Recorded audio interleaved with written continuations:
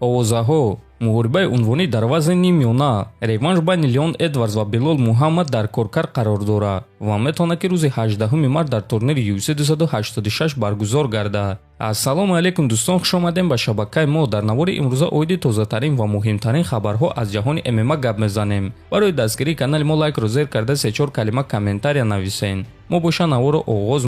Як хабари хуш дӯстон, тағо ва мураббӣ Муин Ғафуров Аҳтам Хокиров дар яке аз залҳои машҳури Амрико Кайзен ММА мураббӣ шуд. Оиди чиз соҳиби ин зал Нима Мазҳарӣ хабар дода чунин суханҳо навишт: ба шумо мураббии навро муаррифӣ мекунам. Аҳтам Хокиров мураббии бисёр чемпионҳои ҷаҳон оид ба самбои размӣ ва мураббии бисёр ҷангварони муваффақи ММА, аз он ҷумла Муин Ғафуров.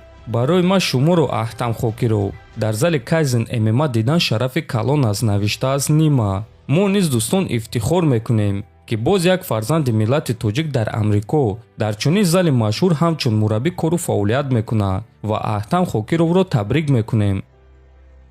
шаби гузашта яке аз сомонаҳои машҳури хориҷии ММА Full Sail ММА рӯйхати худро оиди топ проспектҳои 2023 нашр кард ки дар байни онҳо ҷангвари ҷавони тоҷик Нурулло Алиев ҷой гирифта шудааст. ҳамчунин дар ин рӯйхат аз ҳама ҷангвари ҷавони UFC Раул Росас Ҷуниор, гӯштнигири амрикоӣ Бо Никал, додари Камару Усман Муҳаммад Усман ва дигарон ҷой гирифтанд.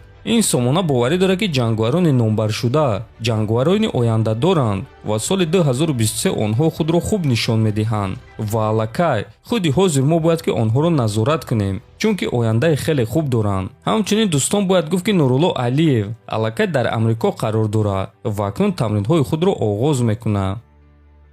чемпиони UFC дар вазни нимсабук Александр Волкановский нақшаи ҷанги худро дар муҳориба зидди Ислам Махачев гуфт: ман фикр мекунам ки муҳориба дар стойка мегзарад ва ҳис карда истодам ки зарбаи худро ба ҳадаф расонда метавонам, чунки медонам ки дар стойка ман бартарӣ дорам.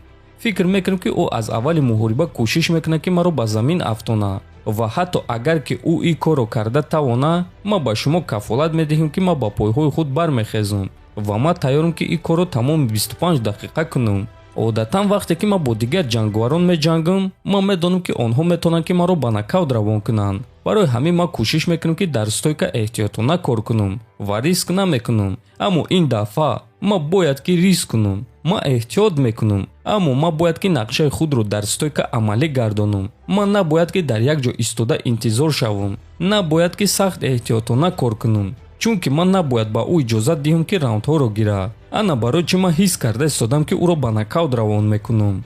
дар якум раунд бисёр нофаҳмоиҳо ва бисёр клинч мешавад, аммо дар дуюм раунд ман ӯро омӯхта ба нокаут равон мекунам. нақшаи мо ана ҳамин гуна аст, аммо ба ҳар ҳол ман барои 5 раунд омодаам. ман чунин шахсам, гуфтааст Волкановский. хотиррасон мекунам ки муҳорибаи Александр Волкановский ва Ислам Махачев аллакай рӯзи 12 феврал дар турнири UFC 284 баргузор мегардад ва муҳорибаи асосии ин турнир хоҳад шуд. дӯстон, шумо оиди ин суханҳои Волкановский чӣ фикр дорен? метавонед фикротонро нависен. ҳатман дар канали мо обуна шавен то боздид хонобуду сарбаланд бошен.